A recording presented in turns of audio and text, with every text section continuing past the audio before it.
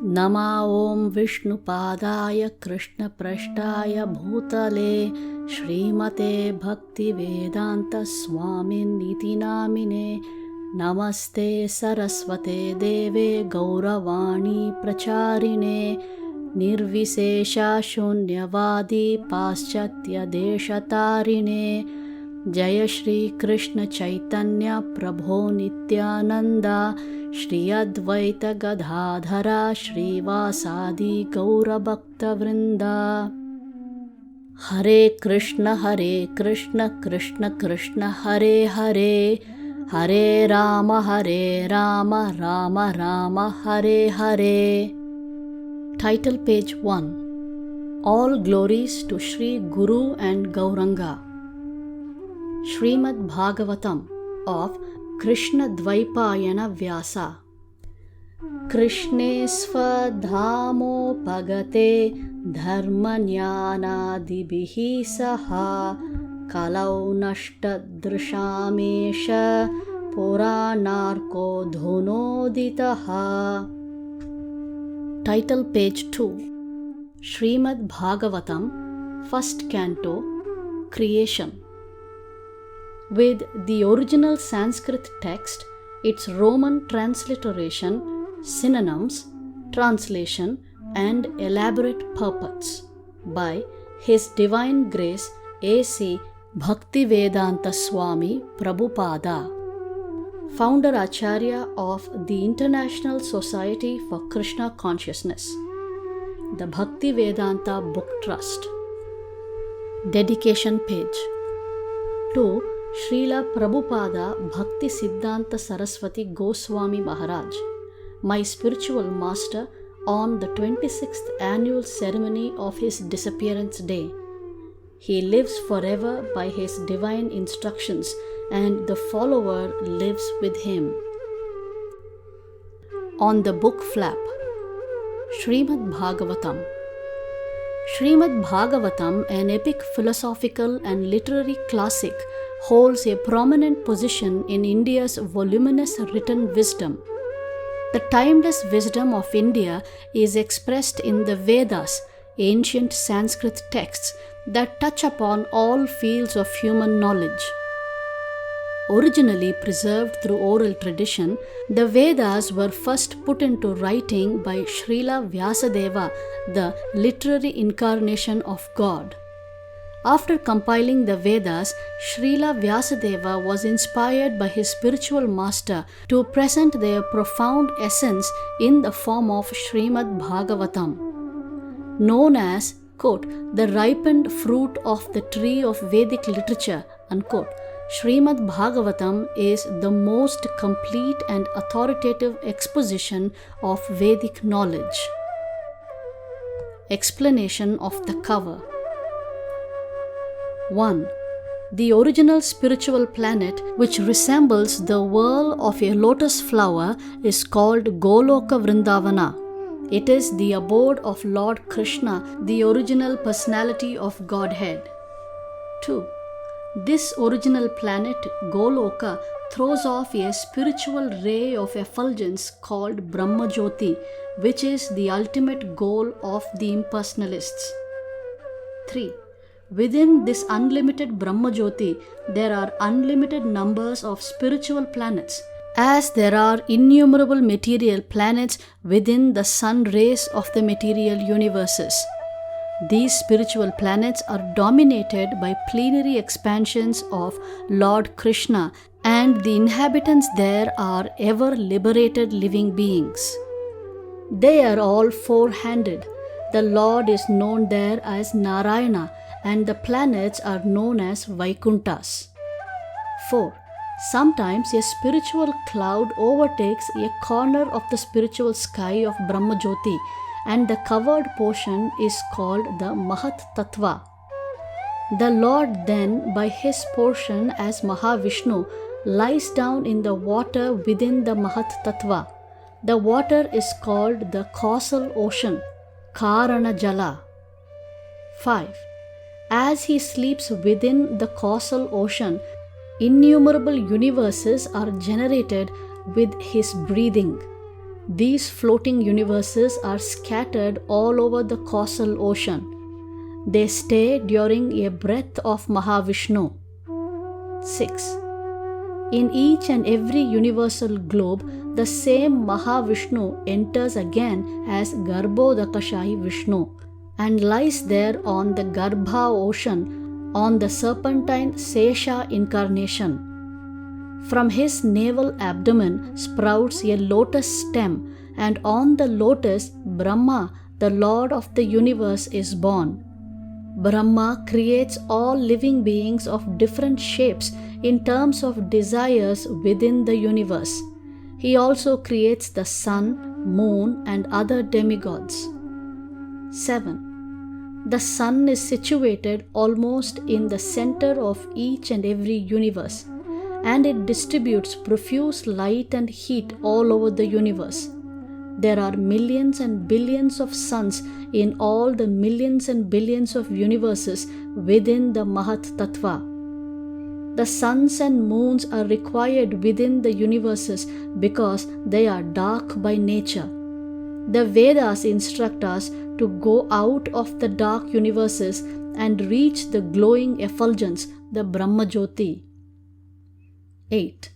The Brahmajyoti is due to the illuminating Vaikuntha planets, which need no sun or moon or power of electricity.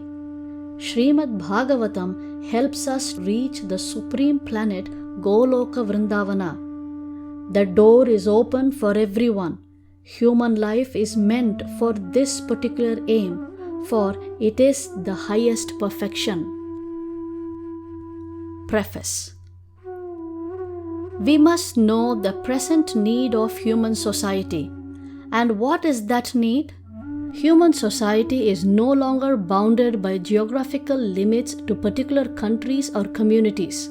Human society is broader than in the Middle Ages, and the world tendency is toward one state or one human society. The ideals of spiritual communism, according to Srimad Bhagavatam, are based more or less on the oneness of the entire human society, nay, of the entire energy of living beings. The need is felt by great thinkers to make this a successful ideology. Srimad Bhagavatam will fill this need in human society. It begins therefore with an aphorism of Vedanta philosophy, Janmadyasya Yataha, to establish the ideal of a common cause. Human society at the present moment is not in the darkness of oblivion. It has made rapid progress in the fields of material comforts, education, and economic development throughout the entire world. But there is a pinprick somewhere in the social body at large, and therefore there are large-scale quarrels even over less important issues. There is need of a clue as to how humanity can become one in peace, friendship, and prosperity with a common cause. Srimad Bhagavatam will fill this need, for it is a cultural presentation for the re-spiritualization of the entire human society. Srimad Bhagavatam should be introduced also in the schools and colleges, for it is recommended by the great student devotee Prahlad Maharaj in order to change the demoniac face of society. Kaumara acharet prajño dharman bhagavatani ha durlabham manusham janma tadapya dhruvam artadam. Bhagavatam, Canto 7, Chapter 6, Verse 1. Disparity in human society is due to lack of principles in a godless civilization. There is God, or the Almighty One, from whom everything emanates, by whom everything is maintained, and in whom everything is merged to rest. Material science has tried to find the ultimate source of creation very insufficiently, but it is a fact that there is one ultimate source of everything that be. This ultimate source is explained rationally and authoritatively in the beautiful Bhagavatam or Srimad Bhagavatam. Srimad Bhagavatam is the transcendental science not only for knowing the ultimate source of everything, but also for knowing our relation with Him and our duty toward perfection of the human society on the basis of this perfect knowledge.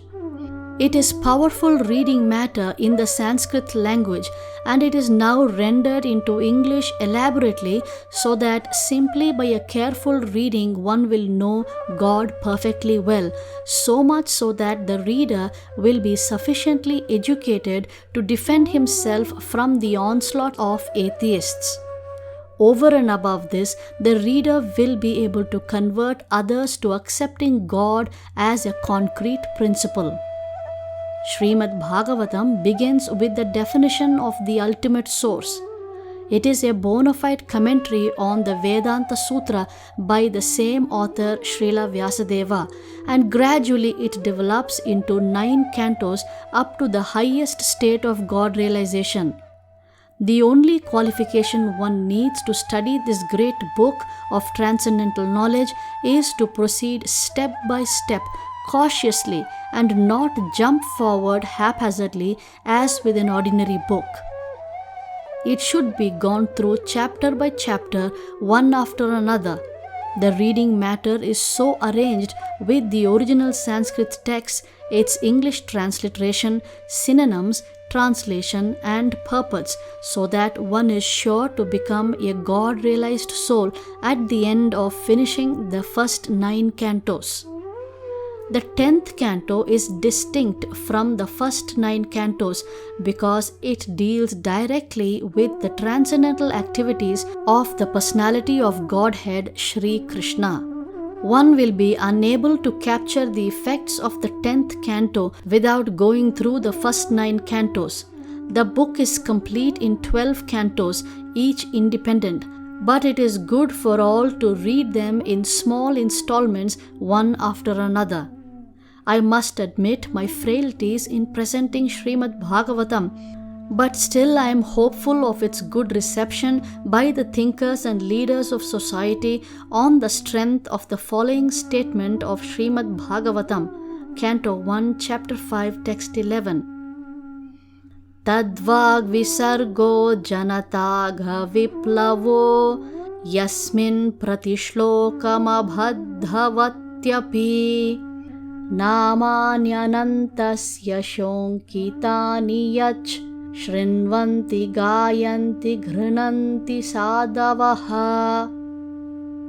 Quote, on the other hand, that literature which is full of descriptions of the transcendental glories of the name, fame, form, and pastimes of the unlimited Supreme Lord is a transcendental creation meant for bringing about a revolution in the impious life of a misdirected civilization. Such transcendental literature, even though irregularly composed, is heard, sung, and accepted by purified men who are thoroughly honest. Unquote. Om Tat Sat. Signed by A.C. Bhaktivedanta Swami. Dated at Delhi, December 15, 1962.